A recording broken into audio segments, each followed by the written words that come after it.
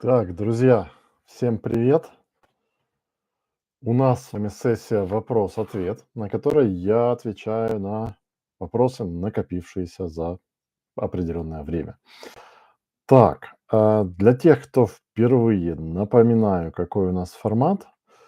У нас в первую очередь я отвечаю, вот у меня есть вопросы, которые заданы через форму обратной связи, которые публикуются в чате учеников. И во вторую очередь, собственно, отвечаю на вопросы вот тут вот в чате.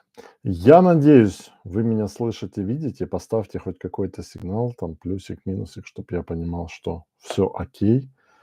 И я тогда начинаю. Значит, будет запись, будет все ответы на эти вопросы можно будет посмотреть в записи, у кого нет времени. Так, поехали. Евгений, про конфиденциальность. Игорь, в каких случаях я могу, а в какой не могу показывать результаты своей работы над рекламой? Например, если с клиентом я работаю удаленно, и мы не связаны договором. Все на честном слове. Могу ли я публиковать данные рекламного кабинета, над которым работаю? Ну, это вопрос уже, знаете, в этической точке зрения. Ну, считается правилом хорошего тона спросить клиента, написать ему, вот, а вы не против, если ваш кейс я оформлю в качестве, вот на своем сайте, в качестве информации, информационного такого материала. Я там не буду ваши цифры показывать.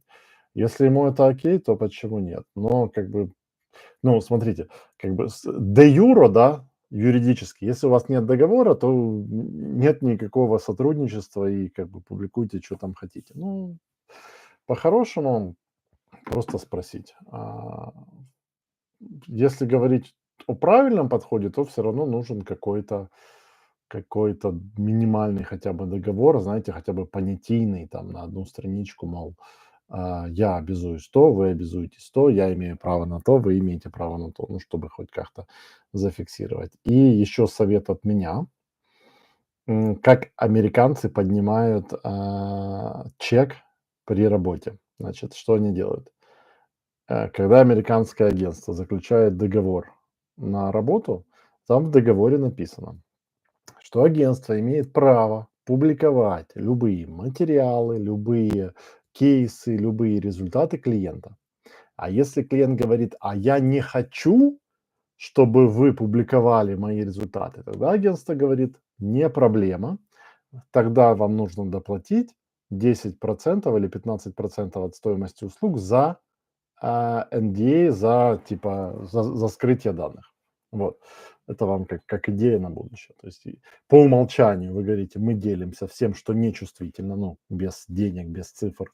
А если клиент хочет быть полностью этим инкогнито, тогда можете говорить, ну, тогда дополнительная доплата. Вот. Ну, а так просто спросить. Владимир, есть ли сайт мультиязычный, рус и укр, какую ссылку правильно скармливать в объявлениях с префиксами ру и юг, UK или без? С префиксами? По идее, браузер в зависимости от настроек сам открывает правильную языковую версию. Но как быть с Гуглом? Лучше Гуглу давать ссылку на нужную языковую версию, тот же язык, что в объявлении и на котором ключевые слова, чтобы качество ключевых слов не страдало. Google тег работает только без префиксов, а с ними выдает ошибку. Но это у вас специфика какая-то сайта. Ну, то есть по-человечески UK.ru это просто как в URL, слэши в URL идут и часть пути. Если это у вас как идут какими-то префиксами, с которыми еще и ошибку выдают, то мне кажется, там дело уже в сайте, а не в Google Ads. Логика такая, что ссылка на объявление, которое вы вставляете в Google Ads, должно привести Google бота, автомат. У него браузер, как бы он просто выкачивает страницу, должно перевести Google бота на нужную языковую версию. Так, Валерия. Новая форма V2 для сбора данных по Европе. Почему уведомление о том, что нужно настроить новую форму, не исчезает сразу в Google Ads после его установки? Это чисто особенность того, что это уведомление, оно не проверяет, что вы там что-то установили, оно просто вас уведомляет. Оно само по себе исчезнет потом. Google делал даже об этом заявление, что, ну, люди спрашивают: "Так я все настроил, почему висит уведомление?" Он говорит: "Это уведомление не проверочное, а известительное, поэтому оно извещает. Потом сами уберут". Дмитрий, управление в PMax настроенными в аккаунте аудиториями.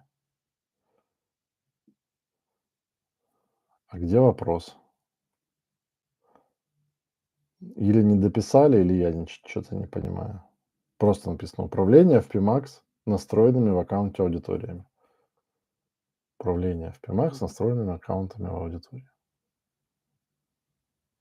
Как ими управлять? Вопрос. Менять кнопочкой, можно подключать. Смотрите урок про PMax. Гладкий Олег. Запитання щодо конверсій. Перший тиждень після того, як я запустив рекламу, все було чудово. Заявки і т.д. Навіть відбив вартість навчання. Супер. Пройшов час, була перерва в тиждень і знову запустився.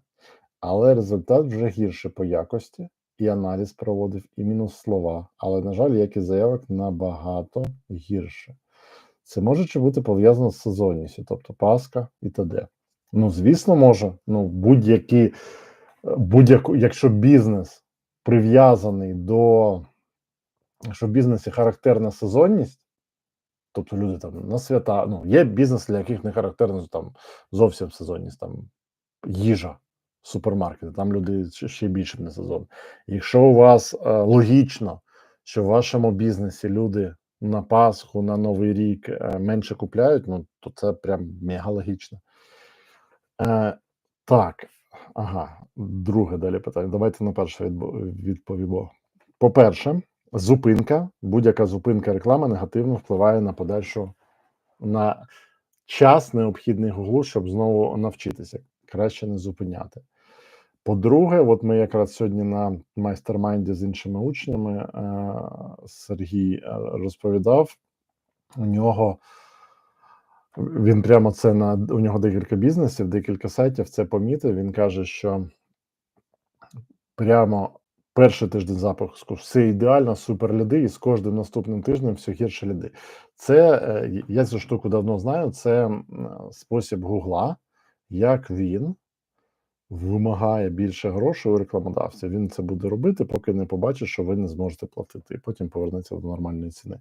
Вихід з цього правильно, гарно налаштована реклама з максимумом виключення того, що нерелевантно, з максимальною оптимізацією, щоб не давати Гуглу сильно розгулюватись. Плюс верифікація якості лідів і якості клієнтів. Так, і ще одне питання. Якщо в мене ключове слово камін, фразова відповідність, а в запитах бачу електрокамін. Електро мені не підходить, то я додаю тільки електро. Так, електро це буде ваше мінус слово. Так, Асет. Как бороться с непрофессиональными скликивателями? Есть курс защиты от скликивания, посмотрите. Есть сервисы, те же ClickSys, Lunio. Но общая идея, опять же, непрофессиональные скликиватели, они обычно используют одни и те же ключи. То есть даже тоже непрофессионально, это, грубо говоря, ваши конкуренты, которые сидят в соседнем здании, такие: ах, сейчас мы его скликаем. Они обычно используют одни и те же ключи, одни и те же IP-адреса. Соответственно, даже простой анализ лог-файлов на сервере, то есть любой программист, любой разработчик сайта может это сделать, попросите анализ лог-файлов сервера, называется. И если вы там увидите, что с одних и тех же IP-адресов заходят люди, просто исключите эти IP-адреса из рекламы, все, как бы вопрос решен. Плюс, если ключевые слова определенные, вы видите, что по ним идет скликивание, их же отключить, тоже вопрос решен. Сервисы специальные, ну, то есть вариантов масса. Мирослава. Чи варто переходити з конверсії клік вручну на максимум конверсії, встановлений ціну за конверсію, коли назбиралося достатньо даних? Коли назбиралося, варто. Тобто, коли даних достатньо, то варто. Коли даних недостатньо, то не варто. Як і в курсі, я кажу. Так, Віра. Компания Performance запущена как товарная, без объектов и сигналов. Окей. Цель выйти первой в показы. Окей. Бюджет 1700 гривен. Целевая рентабельность 550. Бюджет не выкликивается. Что не так? Целевая рентабельность слишком высокая. Понижайте целевую рентабельность. Ну, то есть Google считает, что указанная вами целевая рентабельность, он по ней просто вам не может принести больше кликов, ну, потому что она слишком высокая. То есть он мыслит так. Человек хочет, чтобы на каждый доллар он зарабатывал там 5,5. Я не могу этому человеку такие сверхзаработки принести. Соответственно, я просто не буду Google показывать рекламу. Вот, не буду человека рекламу показывать. То есть логика такая.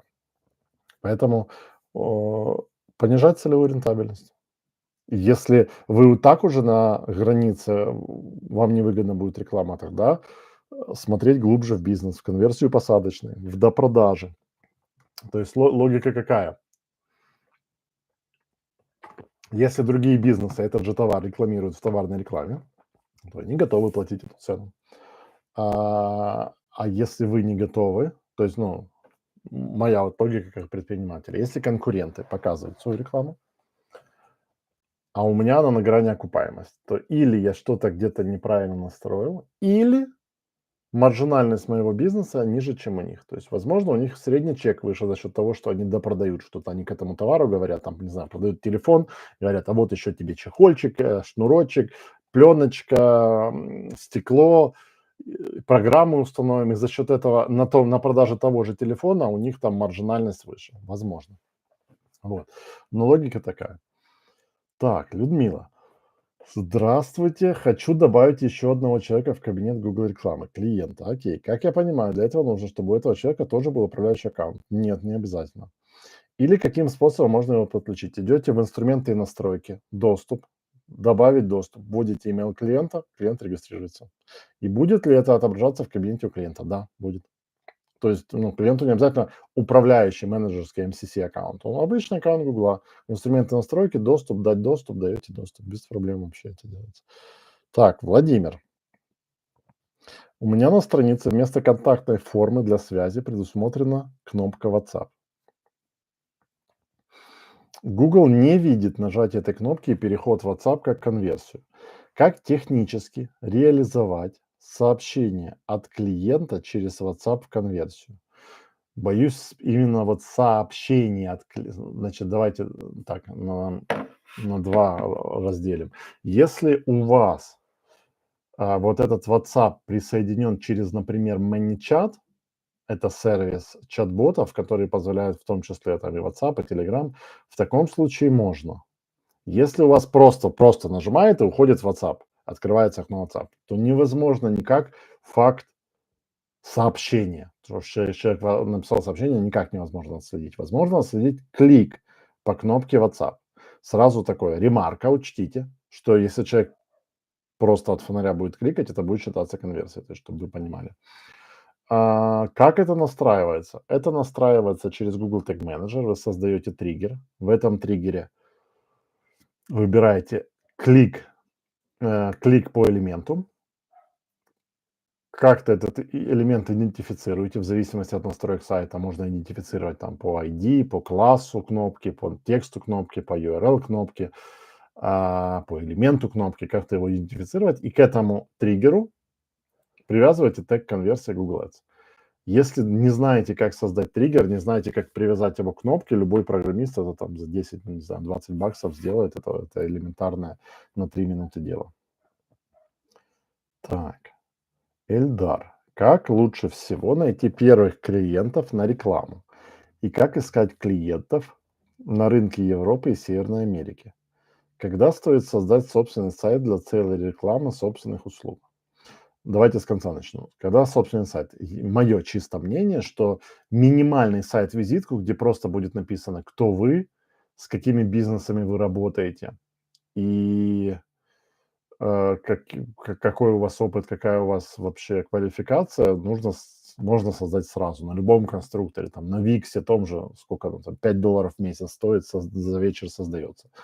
Это мое мнение. Второй вопрос. Как лучше всего искать первых клиентов на рынке Европы и Северной Америки? Смотрите, что Европа, что Северная Америка. Это сверхконкурентные рынки. И выйти туда просто с оффером: "Я делаю рекламу для всех"- это практически невозможно. Поэтому что я вам рекомендую? Во-первых, посмотрите курс, у вас должен быть в кабинете, называется он "Контекст на фрилансе".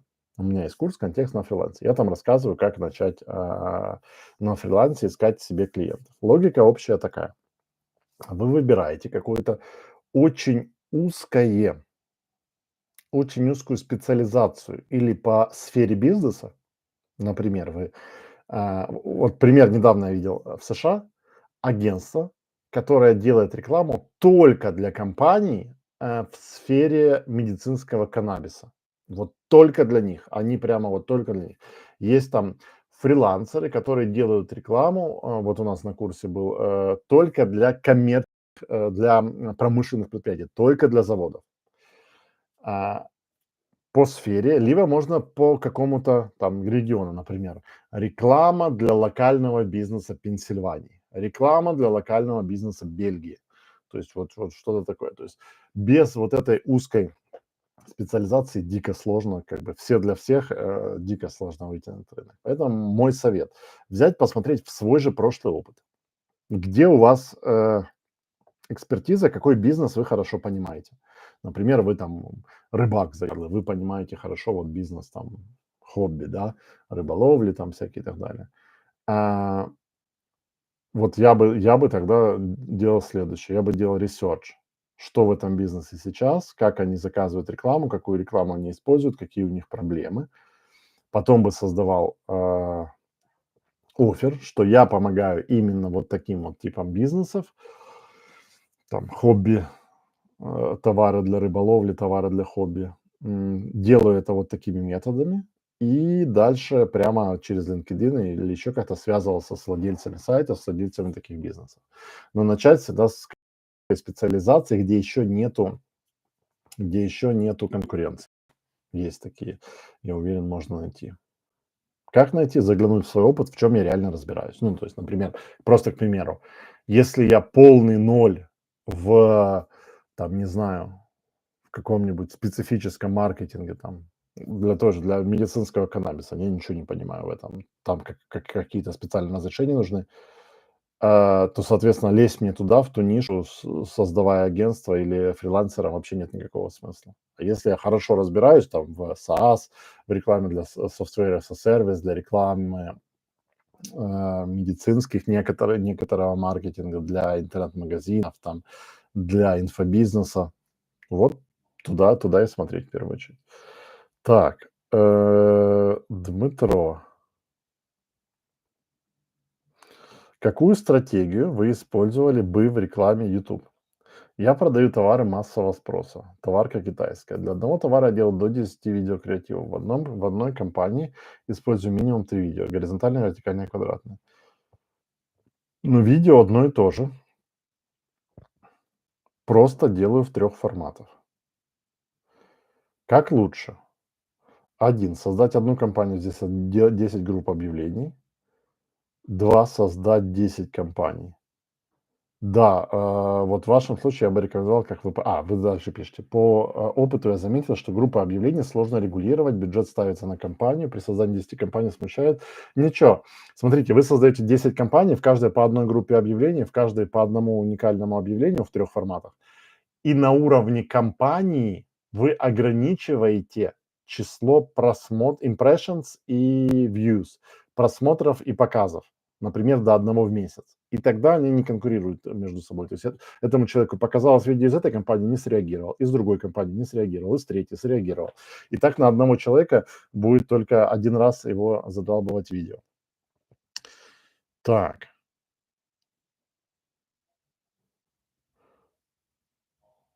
да, да, ну, ответил. 10 компаний, і в каждой ограничение числа просмотров. Влад, вітаю, у мене проект з великим середнім чеком.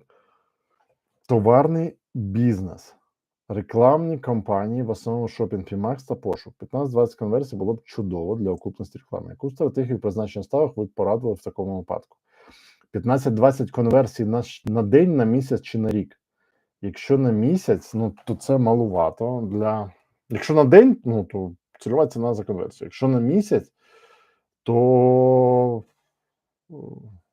а в PMAX яка стратегія? В PMAX тільки ви можете максимум конверсії або максимальну цінність конверсії. Але PMAX і дорогі товари так собі. Я б спробував стандартний шопінг, не PMAX для початку. Стандартний шопінг, в стандартному шопінгу можна дуже гарно керувати, хто побачить рекламу. І пошук. Якщо зовсім дорогі товари, відеореклама може зайти. А стратегія, якщо пошук відео це конверсії, пошук я вручну робив ставки. Перформанс в стандартному шопінгу теж вручну. Так. Анна, добрый день. Объясните, пожалуйста, есть ли смысл запускать поисковую для товарки, продажи игрушек, так как, по слухам, поисковая эффективна для услуг? Правильно заметили, по слухам. Смотрите, тест запустить стоит. Давайте так, если мы для товарного бизнеса сравниваем поисковую и товарную, то товарная обычно будет работать лучше. Но то, что она будет работать обычно лучше, не значит, что поисковая будет работать совсем плохо или не будет работать вообще. То есть условно можно поделить на 3 варианта случаев. Первый вариант, когда поисковая реклама действительно хуже работает, чем шопинг-реклама, но при этом работает, при этом приносит продажи, но не там шопинг-реклама, например, приносит 70-80% продаж, а поисковая 20-30. Я бы сказал, это наиболее распространенный случай. Второй случай, когда поисковая приносит больше, чем шопинг. Это редкий случай, относительно редкий. Обычно, когда или дорогие товары, или уникальные товары, которые люди ищут по специфическим кодам, например, там код товара, вот что-то там, запчасти могут быть, какие-то там форсунки, вот такие вещи. Ну и третий случай, когда поисковая вообще не работает, а только шопинг работает. Ну, это тоже крайне редкий случай, когда типа поисковая вообще никак не срабатывает, а шопинг срабатывает, потому что шопинг, он-то основывается на Google поиске. Поэтому я бы сказал, в большинстве случаев поиск дает плюс 20-30% производительности шопинга. Ну, а плюс 20%, 20-30% к бизнесу, это, я считаю, довольно неплохой рост, почему игнорировать. Вот. Так, Олег, вітаю. Маю 2 запитання. Перше, в статистиці аукціону по загальній частці показів моя компанія на першому місці 30%. Однак конкурент 25% показується на першому місці видачі 40%, а я тільки 30%. Чим або як можу повисити процент абсолютної частоти показів над результатом перше місце? Дивіться, тут перше питання, мій улюблений анекдот. Коли таксист зупиняється, і людина каже: "А де ваша шашечка?" Він каже: "А тобі шашечка або їхати? Що тобі треба?" До вас перше питання. Вам треба перше місце або гроші, або ефективна реклама. Якщо вам треба ефективна реклама, а в 95% випадків вам треба ефективна реклама, то Google, він дуже розумний. Він знає, що деякі люди не реагують на перші місця рекламні, а клікають там друге, третє. І він розміщує вас саме там, де більша вірогідність конверсії. Тому, якщо ваша ціль – це ефективна реклама та прибуток, я б сказав, забити на кількість показів на першому місці. Якщо ж в той рідкий випадок, коли вам будь-якою ціною бути на першому місці, то піднімати ставку і, з якістю в будь-якому випадку працювати, піднімати ставку в такому випадку. Так, друге питання. Як правильно тестувати ключові слова у точному співвідношенні? Зараз всі ключі у фразу. Дякую за відповідь. У точному ви дивитесь список пошукових запитів, і шукаєте там найгарячіше. Тобто, наприклад, у вас там було 1000 конверсій за минулі півроку, із них 100 конверсій, наприклад, були по одному якомусь пошуковому запиту. Оце гарний кандидат, його взяти в товарну взяти в точну відповідність і розмістити в окрему групу. Так, Олег, який коефіцієнт конверсії можна вважати нормальним чи добрим? В пошуку 8%, в шопінгу біля відсотка, в дисплейній рекламі 0,20, четверть відсотка, 0,25% десь. В відеорекламі і до 10% може бути. Але знову ж таки, коефіцієнт конверсії, це ж, ну, ви розумієте. От я кажу 40%, кажу 8% в пошуку, да? Але ж ви зрозумієте, що це, ну, прям середній товар. Якщо у вас ви яхти продаєте з пошуку, то там буде 0,00001%. Якщо ви китайські якісь дрібнички продаєте за 300 гривень, то там буде і 40%. Так, Евгений. Игорь, насколько уроки в вашем курсе «Магия Google 2.7» про Google Shopping актуальны на сегодня? Курс «Магия Google 2.7», он уже давно, как бы, ну, я уже не помню даже в каком году мы остановили его. Сейчас курс актуальный «Магия Google 4.0». Там актуально все. Курсы 2.7, 2.0, 1.0, я не... Ну, общие принципы, скорее всего, актуальны. Я просто не могу, ну, это надо пересматривать все старые курсы, чтобы проверять, насколько там актуальны. В общем, логика осталась та же, вот так скажу. Нюансы, конечно, поменялись. Нюансы, конечно, уже не актуальны. Поэтому магия Google 4.0 самая актуальная. Так, Вера, у меня в кабинете 5 перформансов и 1 поисковая. Все шли хорошо, даже с небольшим перерасходом. И в один момент посещаемость и результативность рекламы упала. С чем связано, как на это влиять? Связано с тем, что, скорее всего, внеслись какие-то изменения. Очень редко, прям очень редко, когда Google просто там сбой какой-то, и он сам все останавливает. Поэтому первое, что я вам рекомендую, пойти в историю изменений и посмотреть, что меняли в день и за несколько дней до того, как произошла вот этот обвал. И посмотреть, скорее всего, в эти дни кто-то куда-то в какую-то менюшку зашел и какую-то галочку поставил. Скорее всего. Если магия произошла и действительно никто ничего не менял, вот самопроизвольно взяла и ужасно стала работать, то смотрите, значит, ваша задача, смотрите. У вас есть относительные коэффициенты CTR, коэффициент конверсии, которые не должны сильно изменяться со временем. Берете тогда, выносите на график, ставите там диапазон дат последний месяц, выносите на график CTR и коэффициент конверсии и смотрите, в какой день они упали. Например, вот, да, нашли там, CTR резко упал. Идете в этот день падения и проверяете, что именно упало. То есть по ключевым словам упало, или по аудиториям упало, или по отдельному ключевому слову упало. То есть задача сначала проверить, никто ли ничего не менял, а потом от крупного к мелкому прямо проходиться и смотреть. То есть от общей картины к ключевым, к аудиториям, к компаниям. Юрий, есть ли у вас опыт использования антидетект браузера? Насколько он нужен для рекламы белых ниш в Google?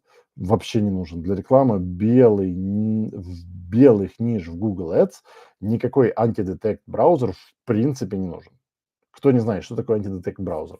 Когда рекламируются всякие черные вещи в Гугле, там всякие запрещеночка всякая, то устанавливается браузер, который не позволяет определить антидетект, неопределяемый. То есть в этом браузере вы можете подменять там идентификаторы, подменять данные свои, подменять там местоположение, язык, географию, устройство, все на свете подменять. Делается это для того, чтобы создавать много профилей Гугла или много профилей Фейсбука, например, и под ними давать рекламу, когда не забанить, просто начинать снова. То есть, чтобы не было привязки к реальному железу. Если вы запускаете белые ниши, никакого антидетекта вам в принципе не нужно. Вот. Поэтому для белых ниш никакой не рекомендую. Так, окей. Кстати, вот вижу, вопросы были связаны с 2.7. Напоминаю, что у нас во время вот таких прямых эфиров.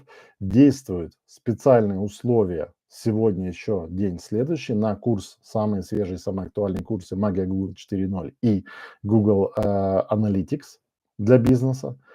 Кодовое слово Google 2024 пишите в Telegram менеджеру школы. Ссылка вот тут вот должна быть в комментариях, ссылка на Telegram. Пишите Google 2024 и специальные условия сегодня-завтра на эти курсы. Так, окей. Вопросы из формы закончились. Если вы писали какой-то вопрос, и я его не прочитал из-за невнимательности, то скажите, я внимательнее посмотрю. Теперь поехали читать вопросы из чата. Привет, можешь, пожалуйста, рассказать, как ты классифицируешь ключи? Добавляем все ключи в одну группу, где-то 70-80 ключей. Или сделать 5-60 групп с ключами, которые похожи друг на друга. Урок «Ключевые слова» курса «Магия Google 4». Там прямо подробно расписано, как ключи классифицируются, какими принципами. Конечно, 5-6 с похожими. Смотрите урок про ключевые слова. Владимир, Игорь, я хотел сказать спасибо за ваш курс. Пожалуйста.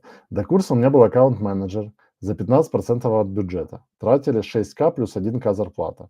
Зарабатывали 15К. После курса уволил менеджера, тратим 3,2К, получаем 15К. Супер, супер, Владимир, прямо это реально мега результат. То есть фактически вы в 2 раза сократили затраты и те же 15К. То есть это в 2 раза рост эффективности. Это мега крутой кейс.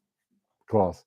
Я люблю, когда вот так, знаете, или, 2 кейса обычно вот среди учеников, или тратили сколько и раньше, но результатов в 2 раза лучше, или результат тоже тратим в 2 раза меньше. Оба подхода рабочие. Супер, клас.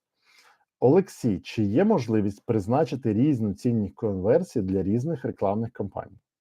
Бо різні рекламні кампанії рекламують послуги з різною маржинальністю. Звісно, ви в налаштуваннях рекламної кампанії вказуєте цінність конверсії, так? Дмитро, Игорь, в UK вы чаще используете какой тип соответствия для ключевых слов? Смотрите, страна – это не повод использовать другие ключевые слова, другие. Типы соответствия ключевых слов выбираются, исходя из того, что вы рекламируете, как вы рекламируете, что это за товары, что за услуги, могут ли в них быть похожие товары, но не относящиеся к вам. Опять же, смотрите урок по ключевым словам. По умолчанию фразовое соответствие, оно универсально. Дальше в некоторых случаях уходят в точное, в некоторых случаях уходят в широкое. Какой CTR считается нормальным в PMAX для сети магазинов одежды? Я бы сказал, что CTR в PMAX это вообще третьестепенный показатель. Прям третьестепенный. Почему? Потому что для PMAX прежде всего важна его окупаемость, его рентабельность. Поэтому я бы не запаривался над CTR. Плюс PMAX показывает вашу рекламу. Смотрите, PMAX может показывать вашу рекламу, например, в большей мере в поиске. Тогда CTR будет там 8-10%. PMax может показывать эта же компания PMax может показывать вашу рекламу в большей мере в шопинге. Тогда будет около процента. Этот же PMax может показывать вашу же рекламу в большей мере в дисплей сети. Тогда будет CTR там 0,2-0,3%. То есть не смотрите вообще, в принципе, на CTR в PMax. Как определить, какую цену за клик устанавливать на товар в шопинг? Тоже смотреть через планировщик ключевых слов. Через планировщик не совсем. Через планировщик вы видите цену для поисковой рекламы. Для шопинга самый такой простой, быстрый вариант – запустить рекламу со стратегией, с любой автостратегией, посмотреть, какую статистику они набрали, и дальше корректировать ставку, исходя, к примеру, видим, что по каким-то товарам была там средняя цена за клик, там, не знаю, $1, и не окупалась реклама. Чуть уменьшаете. Видите больше, чуть увеличиваете. Вот. Либо же оставляйте вообще на автостратегиях. Исключительно по своему опыту. Вы настраивали поисковую для товарки. Какие результаты? Конечно, поисковая для товарки множество раз, наверное, за последние 10 лет Я продавал товары через поисковую. Причем много в Украине, потом в Европе, в США были кейсы, в UK есть. Конечно. Как часто пересчитывается показатель качества ключевых слов? Раз в 2 недели. Ну, то есть 2 недели нужно для полного обновления. Товарный бизнес работает, и обычный шопинг, и PMax. Супер. Когда-то почему-то, когда одни и те же товары и в PMax, и в шопинг, то показывается в обычном шопинге практически нет. Да, сейчас имеет смысл одни и те же товары. Да, у PMax есть такая свойство, он каннибализирует выдачу, он забирает от обычного шопинга. Есть выход. Создаете 2 фида, и в одном фиде коды товаров меняете. Ну, то есть, например, там в первом фиде коды товаров там 1, 2, 3, 3, 4, 5, 6, 7, 8. А в втором фиде коды товаров 1, 2, 3, X, 2, 3, 4, X, 6, 7, 8, X. Какой-то символ, какую-то цифру в конце кодов товаров добавляете, и они перестают конкурировать. Показывать и там стратегию изучения ставок. Да, имеет смысл. Там в шопинге стандартном больше контроля, в PMax больше охвата. Я бы комбинировал. В какой именно момент пора переключать ручную на автоматическую? И какую для услуг? У меня сейчас ручная, за месяц 35 конверсий. Но до сих пор идет мусорный трафик, чищу запросы. Я бы в вашем случае был как можно дольше а, на ручной, потому что 35 конверсий в месяц, ну, это маловато. Плюс и учитывая еще, что идет мусорный трафик. Ну, я бы, наверное, вот когда там 5-10 конверсий в день будет, я бы тогда думал об автоматике, а так на ручных по максимуму. Можно уже переключать на автоматическую стратегию. Смотрите, ответ: переключать можно, я бы не стал. Я бы подождал 5-10 конверсий в день. Стоит ли вообще переключать? Стоит, но когда конверсии приобретают массовый характер, когда они начинают регулярно идти, то есть автоматике легко разобраться. Автоматике нужно много данных, много конверсий. Если данных недостаточно, она сбоит. Вот. Так, по запуску шопинга рекомендуют назначать ставок максимальное количество кликов. Если я не ошибаюсь, при таких назначениях Google подсовывает зевак. Не ошибаетесь, Google подсовывает зевак. Но в курсе говорят, что именно с этой надо начинать. Где говорят?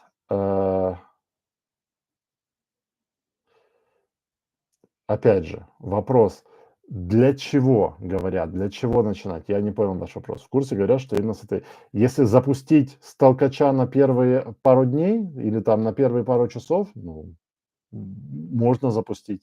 Или расшифруйте вопрос, не совсем понял. Где, в каком, когда говорят, что говорят, для чего говорят. Это знаете, как типа, а мне кто-то сказал, что там нужно смотреть туда. Ну, окей. Так, Игорь, кого вы порекомендуете почитать? Сейчас, сори. Ага. Из западных специалистов про оптимизацию PMax. Этот, как его? Пари Маршалла. Сейчас. Друг Пари Маршалла, соавтор его. Где он у меня? В LinkedIn писал недавно. Майк Ротса. Вот, Майк Ротса. Як можна спрогнозувати результати з YouTube реклами, як в пошуковій показували? На жаль, ніяк. З YouTube ви ніяк не спрогнозуєте. В YouTube лише з методом проб і помилок. Тому що в пошуку ми маємо справу з ключовими словами, в YouTube ми маємо справу з аудиторіями, і вони просто по-різному можуть працювати. Ніяк. Як можна витягнути фід товарів із тільди? Не знаю. Ну, взагалі, тільда для інтернет-магазину це трохи дивнувато. Ну, не знаю, за фід з тільди. Напишіть розробникам тільди в службу техпідтримки. Я взагалі перший раз бачу, щоб на тільді інтернет-магазин з фідом товару. Не знаю. Для Анастасии, для PMax и шопинг Игорь верно говорит, надо делать разный код фида. Есть. А в YouTube Вы не спрогнозуете, не спрогнозуете. Чтобы P-Max не забрал на себя, иначе губите шопинг. Да. Для ниши услуг какую автоматическую ставку назначения ставок лучше использовать? Для ниши услуг какую автоматическую ставку назначения ставок лучше использовать? Лучше использовать ту, которая идеально подходит под ваш конкретный бизнес. Если в вашем бизнесе вы учитываете маржинальность, вы учитываете стоимость заказа, вы собираете эти данные, отправляете в Google Ads, то максимальная рентабельность инвестиций в рекламу. И достаточное количество у вас этих конверсий. Если нет, но количество конверсий достаточно, то лучше всего целевая цена за конверсию. Если недостаточно, лучше всего ручные ставки. Так, у меня почему-то подрезало сообщение в вашем курсе «Коротко говорю», когда показывал, как настроить. Скорее всего, вопрос был не про начинать прям в долгую. Скорее всего, задача была быстро запустить, быстро получить какие-то клики для анализа из контекста. Вполне возможно на максимум кликов, но на долгосрочной работе, конечно, нет. Игорь, у вас есть успешный опыт использования PMax для сферы услуг? В моем случае фитнес. Да, есть, когда услуги продуктивизировали. То есть взяли, это суть бизнеса была, бизнес, разработчик по всяким доделкам к бухгалтерскому софту. Там были типа, например, услуги там дописать какую-то функцию в шаблон отправки в налоговую. То есть, знаете, какие-то вот такие базовые вещи, которые бухгалтера заказывают. Они сделали, создали как интернет-магазин доработок к бухгалтерским услугам. И оно прям заходишь, товар, например, товар выглядит там, это скрипт мультивалюты для 1С бухгалтерии. Там такая как коробочка, цена, положить в корзину, все, купить, все. И вот из этого они сделали фит, добавили в PMax. В вашем случае фитнес, это могут быть подумайте, как вы можете продуктивизировать услуги. То есть, если это услуги, например, часовая консультация с тренером, программа питания, программа тренировок. Вы берете, делаете товар, программа питания, рисуете какую-то коробочку, там, программа питания, описываете, что за программа питания. Кнопка «Купить», «Заказать». Вот. Можна вполне. Так, якщо в YouTube рекламі з отриманих лідів лише 5% реальних, як це можна виправити? Конверсія зараховується лише при запуску бота, і це вже в самій воронці показник. Якого бота?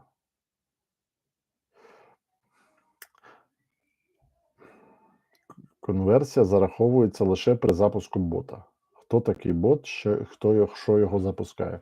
І це вже у самій воронці показник. Дивіться, якщо у вас така проблема, що лише 5 реальних, то треба якось верифікувати ці конверсії.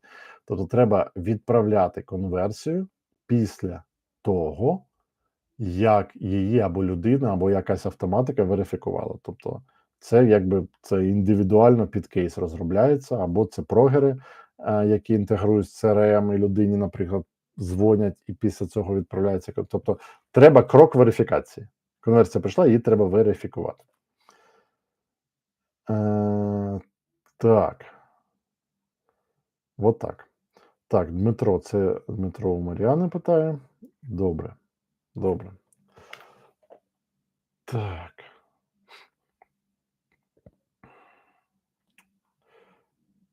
Таблица вопросов больше нету.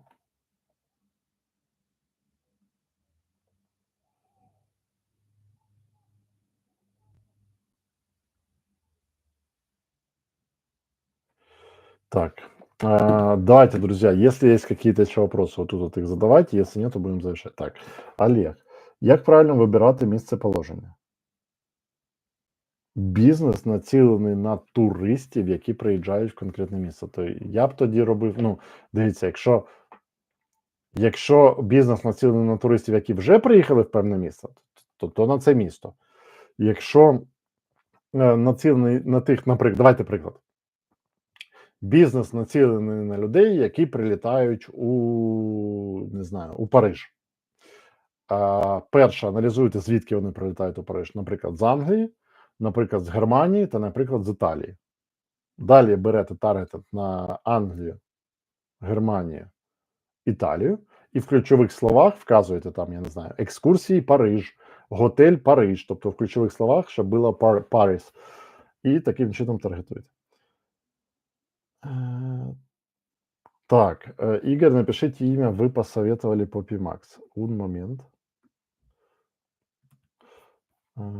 Так. Вот, Майк Ходес. Он из Австралии. Он прям мега толковый.